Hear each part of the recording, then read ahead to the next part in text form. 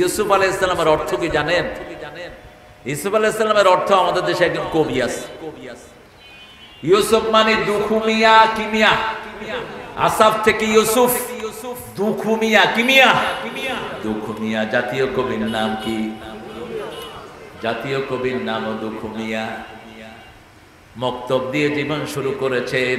মক্তব দিয়ে জীবন শুরু করলে জাতীয় কবি হওয়া যায়, আর মক্তব ছাড়া কবিতা শুরু করলে জাতীয় সঙ্গীতের সুর হওয়া যায়। কথা বুঝলেন তো? ওনা আমাদের বাংলাদেশের জন্মের আগে উনি জাতীয় সঙ্গীত লিখেছেন। এটা বাংলাদেশকে নিয়ে লেখেন রবি ঠাকুর। রবি ঠাকুরের অনেক কীর্তি আছে, কিন্তু হাইজ্যাক করা ম্যাক্সিমাম। কবিরা একটু চোর হয়, কবিরা চুরি করে। আল্লামা ইকবালকে গুলে খেয়েছে নজরুল।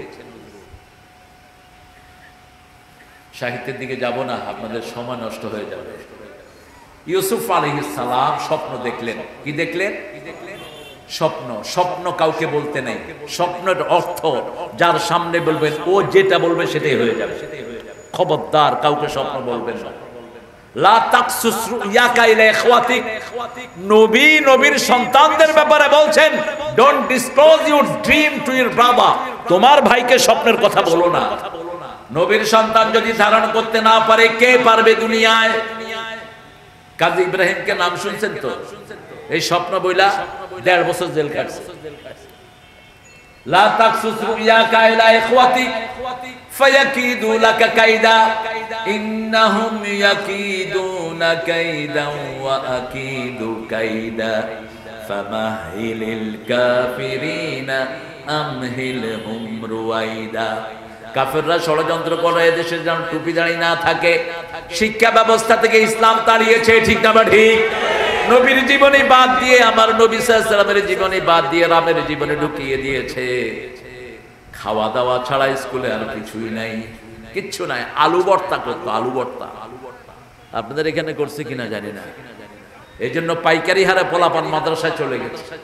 মাদ্রাসায় ছেলে মেয়ে বেশি, কিন্তু টাকা পয়সা নাই। কোন সরকার দেয়নি মাদ্রাসায় টাকা পয়সা। আমি বলেছিলাম ডাক্তার ইউনূস সাহেব, 30,000 কোটি টাকা বাহির থেকে আপনি এনেছেন বাংলাদেশের রিজার্ভ, এগুলো সব হেফজোখানায় দিয়ে দেন।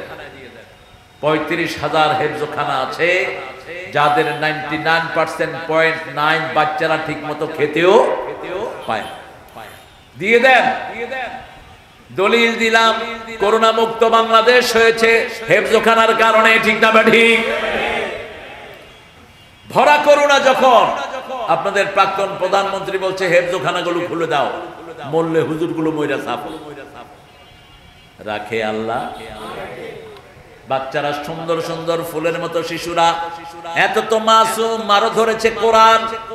এদের কোরআন তেলাওয়াতে করোনা মুক্ত হয়ে গেছে দেশ। রাত 3টার সময় উঠে ছোট্ট ছোট্ট মধুর কণ্ঠে পড়ছে আর রহমান আল্লামাল ইয়াসিনুল কুরআনিল হাকিম। একই হেফজখানার ভিতরে 30 পারারই চর্চা হয়, ঠিক না বেঠিক? একটা ধরে ফাতিহা, আরেকটা ধরে নাস, আরেকটা রহমান, আরেকটা ওয়াকিয়া, আরেকটা সূরা মুলক। এই চলতেই থাকে। সবার পড়া কি একখানে থাকে? একখানে থাকে না। কি নিয়ামত! বাচ্চারা হেফজখানা দিবেন তো?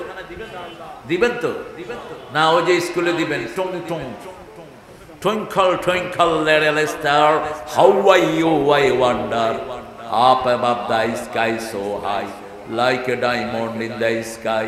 আপনি কবরে গেলে যদি পোলাইটা পড়ে, ফেরেশতারা তো আতুরা দিয়ে পিটাবে। আর আপনি কবরে ছেলে যদি পড়ে আলহামদুলিল্লাহি রাব্বিল, প্রশ্নের উত্তর হয়ে যাবে আর রহমানির মালিক ইয়াউমিদ্দিন, ইয়াকা না'বুদু ওয়া ইয়াকা নাস্তাইন। কবর এমনি প্রশস্ত হয়ে যাবে। আল্লাহু আকবার। কারণ মাসুম শিশুর গলায় আমলনামা থাকে না। আলজামনাহু তায়রাহু ফি উনুকি। প্রত্যেকের আমলনামা 12 বছর পরে তার গলায় ঝুলিয়ে দেওয়া হয়। 12 বছর আগে কারো আমলনামা গলায় আসে না। এই বাচ্চা যখন আমলনামা আসার আগে পড়ে, সব তার পিতামাতার আমলনামায় উঠে যায়। রাসূল আরাফার ময়দানে দেখেন যে একজন সাহাবী ওনার